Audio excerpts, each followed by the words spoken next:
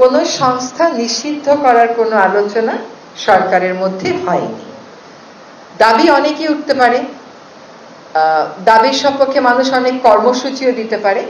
ব্যক্তির অপরাধের সাথে সংস্থার অপরাধকে আমরা জড়িয়ে ফেলছি না। এখন একটা সুনির্দিষ্ট অভিযোগের ভিত্তিতে একজনকে গ্রেফতার করা হয়েছে, তার ব্যাপারে একটা আইনি প্রক্রিয়া চলছে। তিনি অভিযুক্ত হতেও পারেন, অভিযুক্ত নাও হতে পারেন, সেটা আদালত দেখবে। আর আজকেও দেখলাম পত্রিকাতে যে ইসকনের পক্ষ থেকে একটা সম্মেলন করে বলা হয়েছে যে তাদের সাথে যাকে গ্রেফতার করা হয়েছে তার কোনো সম্পর্ক নেই। আর এটা হচ্ছে আপনার প্রথম প্রশ্নের উত্তর। দ্বিতীয় প্রশ্নের উত্তর হচ্ছে যে সংস্কার 6টা কমিশনকে সময় দেয়া হয়েছে ডিসেম্বরের মধ্যে, এবং তাদের মধ্যে প্রায় মানে কেউ কেউ বলেছেন ডিসেম্বরের মধ্যেই দিবেন, কেউ কেউ বলেছেন 1-2 সপ্তাহ সময় বেশিও লাগতে পারে। তো এই সংস্কারগুলোর সাথে নির্বাচনের একটা সম্পর্ক তো আছে।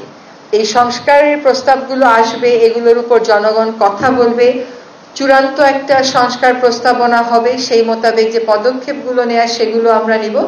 আমরা বারবার বলছি যত দ্রুত সম্ভব সংস্কার শেষ করে আমরা নির্বাচনের দিকে যাব।